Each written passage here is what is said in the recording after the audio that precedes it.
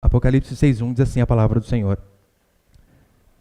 Vi quando o Cordeiro abriu um dos 7 selos, e ouvi um dos 4 seres viventes dizer com voz de trovão: Vem. Olhei e vi um cavalo branco. O seu cavaleiro segurava um arco, foi-lhe dado uma coroa, e ele saiu como vencedor, decidido a vencer. Quando ele abriu o segundo selo, ouvi o segundo ser vivente dizer: Vem. Ele saiu. Então saiu outro cavalo, um cavalo vermelho. Ao seu cavaleiro foi dado o poder de tirar a paz da terra, de modo que os homens matassem uns aos outros. Foi-lhe entregue uma grande espada. Verso 5. Quando ele abriu o terceiro selo, ouvi o terceiro ser vivente dizer: Vem. Olhei e vi um cavalo preto, e o seu cavaleiro tinha uma balança na mão. Então ouvi uma voz entre os 4 seres viventes que dizia: Uma medida de trigo por 1 denário, 3 medidas de cevada por 1 denário, e não danifiqueis o azeite e o vinho. Eu já vou explicar isso. Verso 7. Quando ele abriu o 4º selo, ouvi a voz do 4º ser vivente dizer: Vem.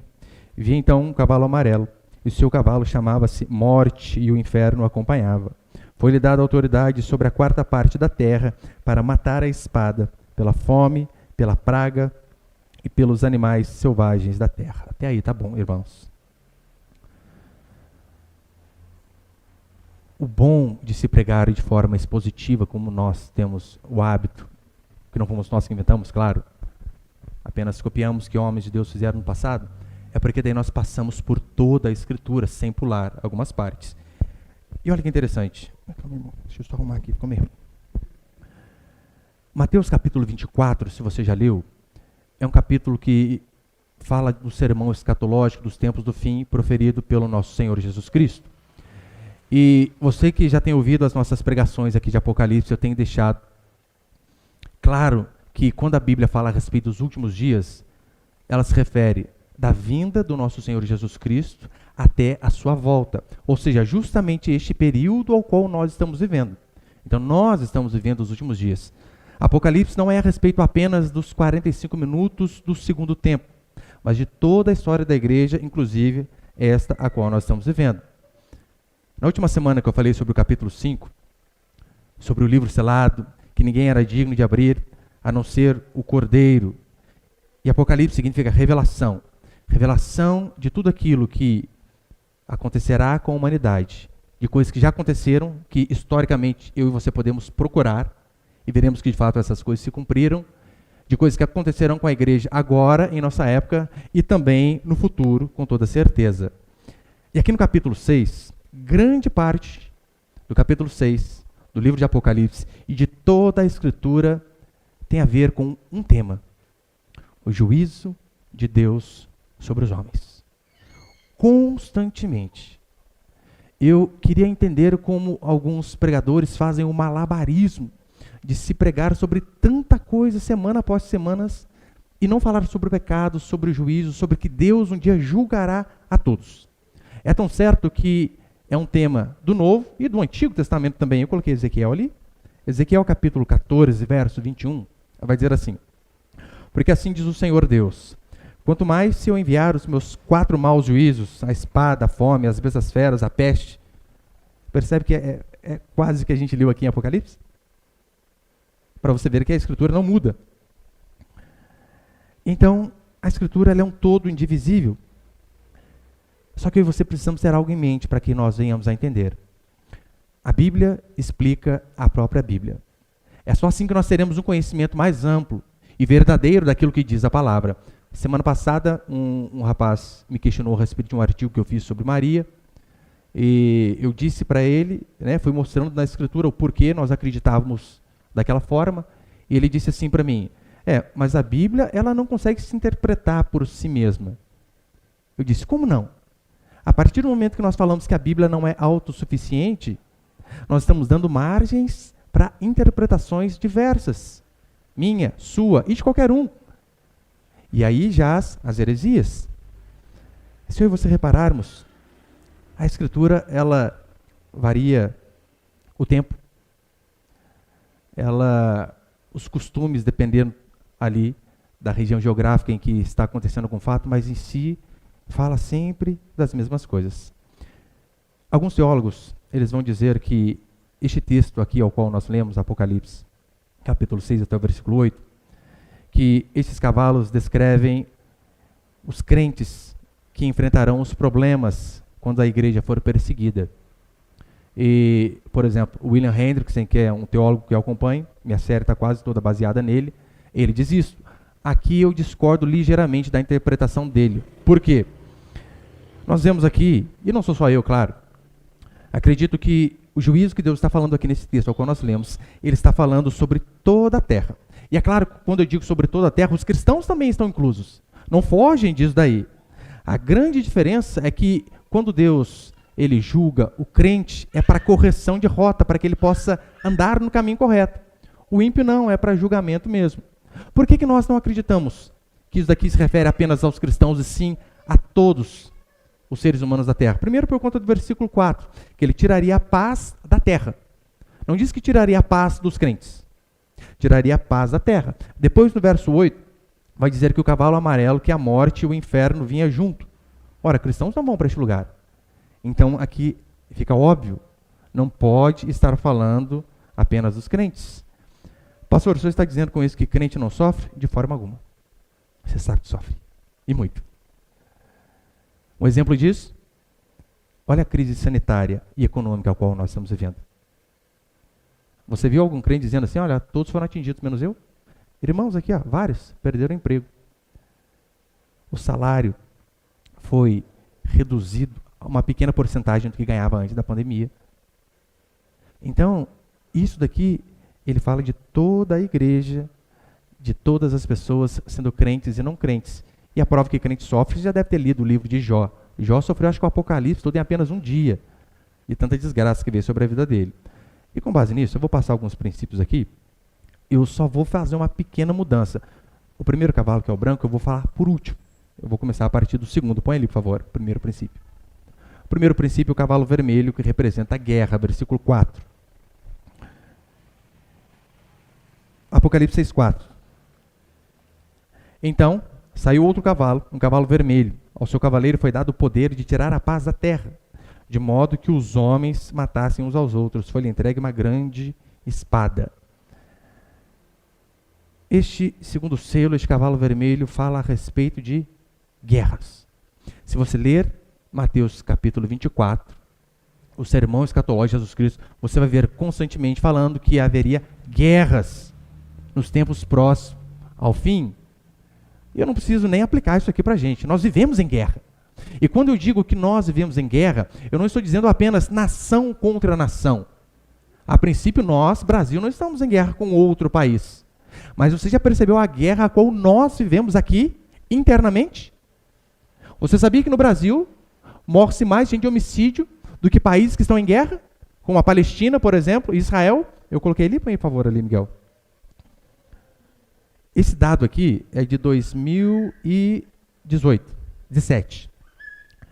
Homicídios por dia no Brasil, 171 por dia.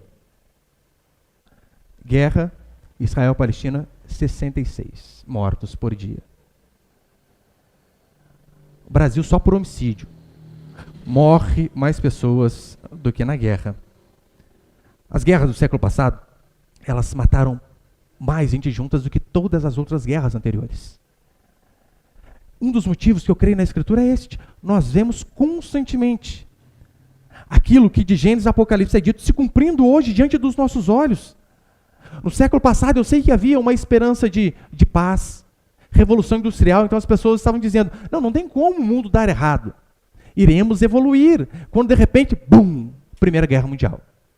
Desgraça, morte e miséria. Guerra traz miséria. E então, depois do término da Primeira Guerra, os homens pensaram, não vamos cair nesse erro de novo. Vimos o quão desgraçado é a vida de nações em guerra. É prejuízo, é morte, é dor. Então eles pensaram, não haverá mais guerra, não vamos cair mais nesta. E é unânime os historiadores dizerem que a Segunda Guerra Mundial aconteceu por conta de um homem apenas. Um nome, Adolf Hitler.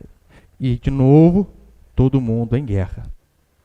Chega-se então ao século do Iluminismo, onde a religião é colocada de lado, porque homens iluminados Não precisamos da religião. A religião, ela mata. Nós temos a razão como Senhor agora. Nós conseguimos pensar sem a igreja, sem a religião. Então eles diziam, a religião mata, vamos viver com base na nossa razão. E justamente o ateísmo, que é fruto desses movimentos, porque todo movimento socialista e comunista, ele é ateu, matou mais de 100 milhões de pessoas. Regimes comunistas e socialistas mataram mais de 100 milhões de pessoas. E quando eu digo mataram, eu não estou dizendo apenas com um fuzil ali no paredão. A maioria, através da miséria e da fome. É só você fazer uma forcinha e dar uma pesquisada. Então, nós vemos que aquilo que Apocalipse diz é exatamente o que nós vivemos hoje, o que o mundo viveu no século passado, o que viveu no século XV, que viveu na época de João. E assim também acontecerá até o fim. O segundo, põe ele, por favor. O terceiro selo fala sobre o cavalo preto, versículos 5 e 6. Acompanha comigo, por favor. Vou tentar ser bem curto hoje, tá, irmãos? Versículo 5. Quando ele abriu o terceiro selo, ouvi o terceiro ser vivente dizer, vem. Olhei e vi um cavalo preto. O seu cavaleiro tinha uma balança na mão. Então ouvi uma voz entre os 4 seres viventes que dizia, uma medida de trigo por 1 denário, 3 medidas de cevada por 1 denário, e não danifiqueis o azeite e o vinho. Qual que é a ideia básica aqui, ainda que você não saiba nada desses números? A ideia básica aqui é pesar comida. Essa é a ideia básica do texto. Comer pão por peso e com dificuldade. É exatamente isso que o texto está dizendo. É aquela ideia, né, de, olha, eu quero 200 gramas de pão francês. Eu quero 200 gramas de trigo, 300 gramas de farinha. Essa é a ideia. Medida de trigo por 1 denário. Fala a respeito de preço inflado. Preço inflado. Só para você entender. 1 denário, ele é o equivalente a um dia de trabalho, um dia de serviço de um trabalhador comum. Se fosse hoje no Brasil, 1 denário seria equivalente aos R$ 1.100 do salário mínimo, dividido por 22 dias úteis, o que dá R$ 50 por dia quem ganha o salário mínimo. O que Apocalipse está dizendo é que o trabalhador ele teria que trabalhar um dia inteiro para comprar poucas gramas de farinha. Exatamente isso que o texto diz. Você percebeu como que a alta dos preços faz com que nós venhamos a ver Apocalipse se cumprindo exatamente hoje, em 2021? Repare na questão de governos malignos que por conta de não saberem administrar as coisas, o que eles fazem? Administram mal e, consequentemente, a inflação. A inflação é quando incha o preço das coisas e nós perdemos o poder de compra. É o que diz Apocalipse. Vai trabalhar muito e não vai poder comprar quase nada. Vá hoje com R$500 ao supermercado e encha o carrinho até o mês, se conseguir. Exatamente isso aqui que nós vemos. Repare, eu acho que eu não coloquei os números ali, mas a inflação em 2017 foi 2,95%. O que é inflação? É o quanto os preços aumentam. Tanto é que alguns serviços eles acertam o dissídio com seus trabalhadores. Dissídio é o acompanhamento do salário. Então, se a inflação foi 2,95%, você teve um aumento, entre aspas, de 3%, você não teve aumento algum. O que aconteceu é que o seu salário ele foi apenas reajustado para que o seu poder de compra permanecesse o mesmo. Não é aumento. É muito diferente, né? Acho que a irmã Camila está falando para mim que no serviço dela, acho que é 5% ao ano que eles dão de dissídio. Então, se a inflação é 4%, 1% de aumento. Se a inflação é 7%, ela perdeu 2% do valor de compra. A inflação do ano passado, de 2019, foi 4,5%. Já aumentou mais. Se você aqui é da década de 80 e 90, quem aqui lembra do plano Collor 80 e 90? Você lembra? Os mais idosos aí, né? Tá com vergonha de levantar a mão, né? O apogeu, existe a inflação e existe também a hiperinflação. Hiperinflação é quando a inflação ela passa dos 50%. Daí passa a ser hiperinflação. Em 1990, o governo Collor, a inflação chegou a ser 80%. A maior inflação que o Brasil já teve. Talvez você já ouviu dos seus pais, né? Olha, o preço de manhã do arroz era X, à tarde era outro preço. Isso por conta do quê? Por conta da inflação. Só que daí muitos, eles têm a ideia brilhante que talvez você já teve. Você nunca pensou assim? Calma aí, gente. O sonho da maioria dos seres humanos é o quê? Eu queria ter uma árvore de dinheiro em casa, eu planto e colho, resolvo o problema. Só que nós sabemos que isso não é possível. Então, talvez você já teve a seguinte ideia, que eu também tive. Gente, nós temos a Casa da Moeda, que imprime dinheiro. Vamos imprimir dinheiro e dar dinheiro para todo mundo. Assim, resolve o problema das pessoas que estão sem. Você já teve essa brilhante ideia? Já? Comunista. Parabéns, se é comunista não sabe. E eu já tive. Porque isso também gera inflação, imprimir dinheiro. Se você vende ovo lá, 30 ovos, R$10. Não está 10 mais, né? Está uns 15 conto já, eu acho, né? A parte de casa está 14, 15. 15? Por aí, né? Daí tá lá, você vende ovo. 30 ovos, R$10. Só que daí você descobre que, olha, o governo imprimiu dinheiro de montão e deu o dobro de dinheiro para o povo. Ou seja, o povo tem poder aquisitivo em suas mãos. Se você vender pelos mesmos R$10 que você vendia a bandeja, você vai vender rapidinho.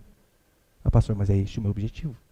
Só que você vai vender rapidinho e você vai ficar com pouco dinheiro. Por quê? Porque as pessoas têm mais e você vai ficar com menos. Você que não é burro nem nada, o que você vai fazer? Vou aumentar. Não, se o governo deu o dobro de dinheiro para as pessoas, a bandeja, que era 10, vou vender por 20. Isso é inflação. Não funciona. É a desvalorização da moeda. Você acha que isso não é o juízo de Deus sobre o povo? Nossos vizinhos venezuelanos. 2019, sabe de quantos foi a inflação na Venezuela? 10.000%. 10.000%. Recentemente, foi 2020, os venezuelanos tiveram um aumento no salário mínimo de 95%. Você pode pensar, pastor, isso é glória. Quase dobrar o salário. 95% de aumento. Agora, com esses 95% de aumento, que traduzindo para reais, eu acho que eu coloquei ali, tem ali, né? Que traduzindo para reais dá R$133 mensais, com um aumento de 95%. Se eles batalharem muito, eles conseguem comprar 1 quilo de carne no mês. Vai faltar um pouquinho ainda, mas consegue. Você consegue ver por que não tem mais cachorro e gato na Venezuela? Deu para entender agora, né? Uma medida de trigo por um denário. Uma cesta básica, acho que ali não tem, né? Ali, ó. Seriam necessários 29 salários para comprar uma cesta básica. 29 salários.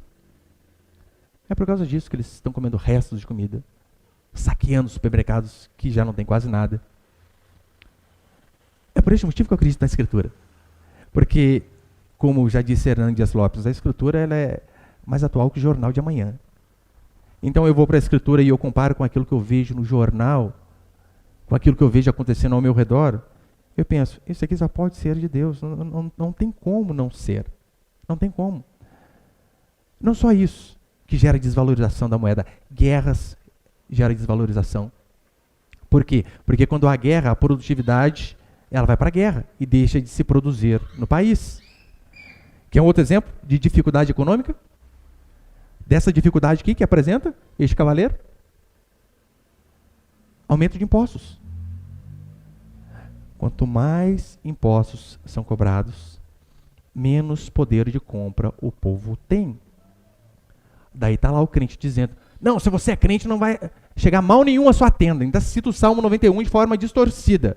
Eu pergunto para você, você está pagando 5 no litro de gasolina igual eu também ou não? Ou para você que é crente tem desconto? Não tem. E você sabia que 47% apenas é o valor, 47% do valor que nós pagamos é o valor real do combustível?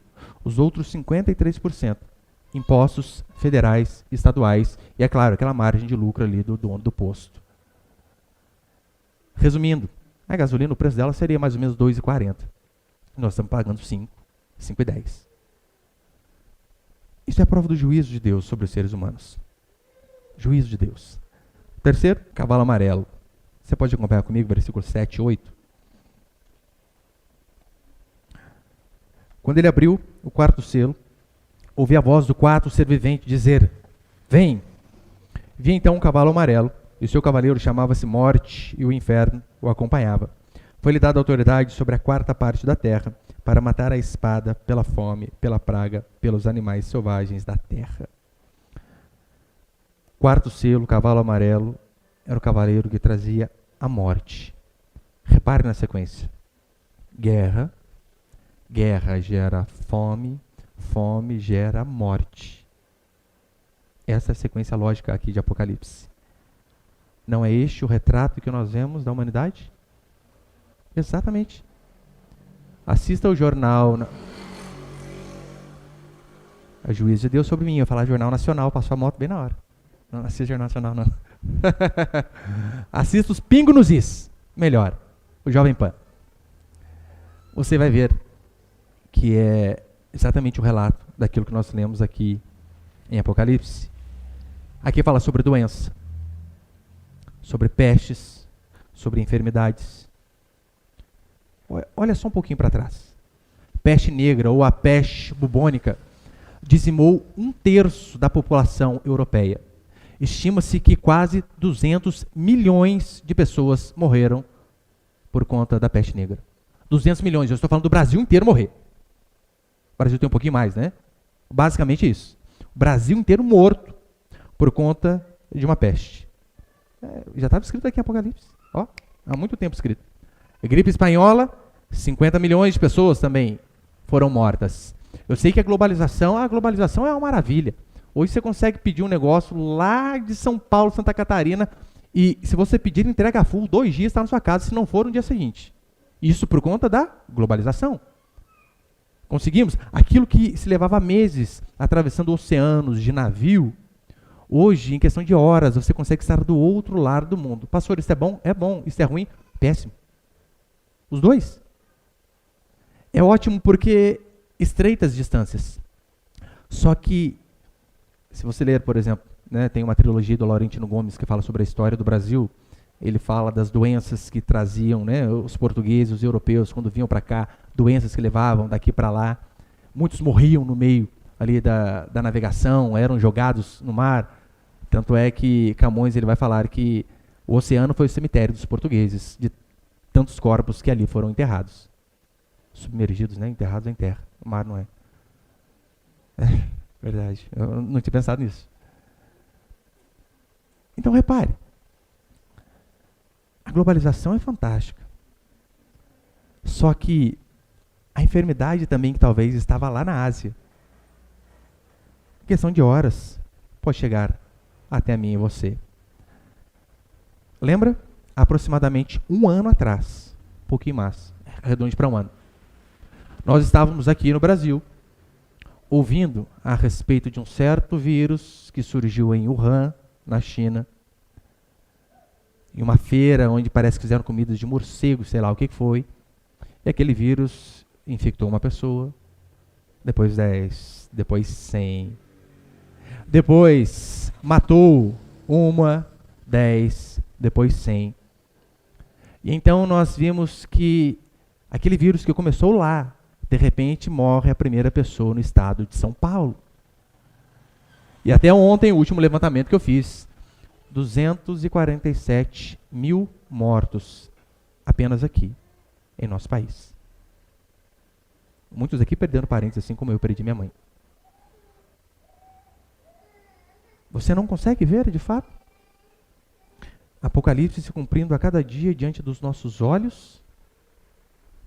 Isso não te traz temor de saber que, de fato, o Senhor está às portas, que a cada dia mais que nós temos de vida, é uma oportunidade a mais que nós temos de nos acertar com o Criador, de nos arrependermos de nossos pecados e clamarmos por misericórdia dele sobre nós? Se eu não me engano, no mundo inteiro deu quase 2.500.000 pessoas que a Covid-19 já levou. Por esse motivo que eu acredito na Escritura, Quem descreve melhor a história da humanidade do que este livro? Quem? Platão? Não. Platão, a respeito da vida pós-morte, ele apenas elucubrou. Eu acho que é assim, no mito de Hera. Mas como ele consegue achar isso, sendo que ele não foi e voltou? Os maiores pensadores não conseguem. Agora eu olho para a Escritura, este livro que muitos dizem ser arcaico, ultrapassado, e eu vejo tudo aquilo que o Senhor diz se cumprindo. E para encerrar, põe ele, por favor. Tá aí. Para encerrar, eu quero falar sobre o primeiro livro aí, né? No caso, sobre o Cavaleiro Branco. Acompanhe comigo o verso 2, por favor. Apocalipse 6, verso 2. Olhei e vi um cavalo branco, e o seu cavaleiro segurava um arco. Foi-lhe dado uma coroa, e ele saiu como vencedor, decidido a vencer. A maioria dos teólogos, dos historiadores, dos estudiosos da Escritura, eles acreditam que, de fato, esse cavaleiro aqui está falando a respeito do nosso Senhor Jesus Cristo. Pela simbologia da coroa, aquele que é rei, aquele que governa. O vencedor das batalhas, é isso que nós vamos ver a Escritura dizer, que o nosso Senhor, ele que vence as batalhas. E como eu sempre falo, a importância de deixarmos a Bíblia explicar a própria Bíblia. Se você puder, sem se marcar aí do capítulo 6, vai ali para o capítulo 19 comigo, por favor. Apocalipse 19, 11. Lá no finalzinho da Escritura. A Bíblia, ela se auto-explica. Apocalipse 19, 11. Vai dizer assim a Escritura. Então vi no céu aberto um cavalo branco, e o seu cavaleiro chama-se Fiel e Verdadeiro. Olha aí, está com letra maiúscula. Ele julga e luta com justiça. Seus olhos eram como chama de fogo, sobre a cabeça trazia muitas coroas, e tinha o nome escrito, que ninguém conhece senão ele mesmo. Estava vestido com um manto salpicado de sangue. Seu nome é o Verbo de Deus. Você consegue ver o Evangelho de João aqui? A morte de Jesus Cristo. Seu manto salpicado de sangue. E o Verbo de Deus, como João começa dizendo, o Verbo de Deus, o Verbo se fez carne. É a Escritura se auto-explicando. No verso 16, diz assim: no manto, sobre a coxa, traz escrito o nome, Rei dos Reis e Senhor dos Senhores. Este é o nosso Deus. A Escritura se auto-explica. Indo para o fim, aqui no capítulo 5, né, versículo 5, no capítulo antes, diz assim: então um dos anciãos me disse, não chores, pois o leão da tribo de Judá, raiz de Davi, venceu para abrir o livro e romper os 7 selos. Põe ali Apocalipse 17, Miguel, por favor. Você lembra que Israel, os judeus, eles sempre tiveram muito bem formado em suas mentes essa ideia de monarquia. Apocalipse 17, 14. Combaterão contra o Cordeiro e os vencerá, pois é o Senhor dos senhores, Rei dos reis. Israel durante muito tempo teve rei. Os que estão com ele, os chamados eleitos e fiéis, também vencerão. Então, essa questão de monarquia é algo que sempre esteve na mente do povo de Deus. Lembre-se do rei Davi, lembre-se de vários outros estadistas que eram guerreiros. A ideia central aqui, deste capítulo, é mostrar que antes da guerra, antes da fome, antes da morte e da miséria, há um cavaleiro que governa de forma soberana e que vence. Este é o tema aqui de Apocalipse, no sentido de sair triunfante, de que não importa todas as desgraças que possam sobrevir, o nosso Deus não perde o controle da situação, como os muitos dizem. Não. É por isso que o cavaleiro branco, ele sai primeiro mostrando, eu governo, e todas essas desgraças não são um mero acaso, não é algo que fugiu do meu controle, mas todas elas estão sob os meus olhos. As que acontecem, acontecem porque eu permito. Lembra do exemplo de Jó? O diabo quer destruir a vida dele, e o que ele tem que fazer? Ele vai pedir autorização para Deus. Por quê? Porque nada acontece se o nosso Senhor não permitir. Perceba que quem está no alto e sublime trono aqui não é Zeus no Olimpo. Muito pelo contrário. É o nosso Senhor Jesus Cristo que governa de todas as formas. E todas as coisas estão debaixo dos seus olhos. Por isso eu e você devemos sempre lembrar que, ainda que nós, como servos do Senhor, ainda que nós venhamos a perder batalhas aqui neste mundo, e perderemos muitas. Já viu aquela expressão que as pessoas dizem? Olha, o fulano perdeu a luta contra o câncer. Fulano perdeu a batalha contra a Covid. Sim, perderemos. Muitas vezes, infelizmente. Só que ainda que nós venhamos a perder muitas batalhas aqui, a batalha final o nosso Senhor já venceu, diz a palavra de Deus. E esta vitória é a vitória que Ele vai passar a nós. Para encerrar Romanos capítulo 8, versículo 35, Paulo diz assim: quem nos separará do amor de Cristo? Tribulação, angústia, perseguição, fome, nudez, perigo, espada.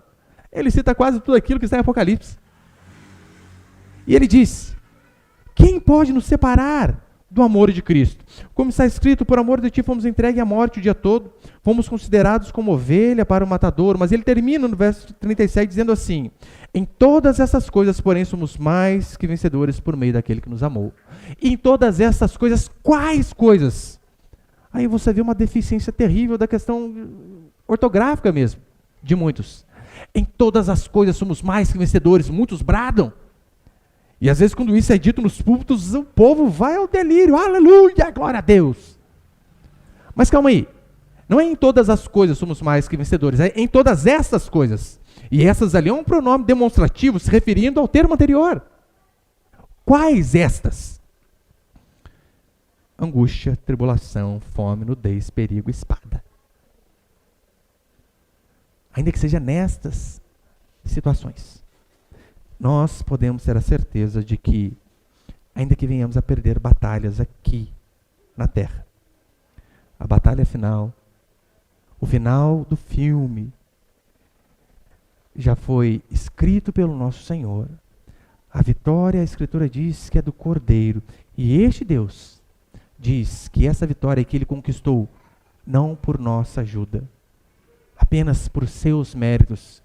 Lembra que apenas Ele era digno de abrir o livro? Não tem nada a ver conosco. E essa vitória que Ele conquistou mediante os seus méritos e o seu sangue, é essa vitória que Ele vai passar ao seu povo, a mim e a você. Portanto, o máximo que pode acontecer comigo e com você é perdermos batalhas aqui, sermos feridos e mortos aqui. Jesus já nos avisou, né? Não temam a morte, não temos homens, porque sabe o máximo que os homens podem fazer para nós? É nos matar. Eu não sei se isso é pra gente sorrir ou pra chorar, né? Não temos homens. O máximo que eles podem fazer é matar vocês. Mas ele completa dizendo: temam a Deus, porque este, além de matar o corpo, tem o poder de lançar a alma no inferno.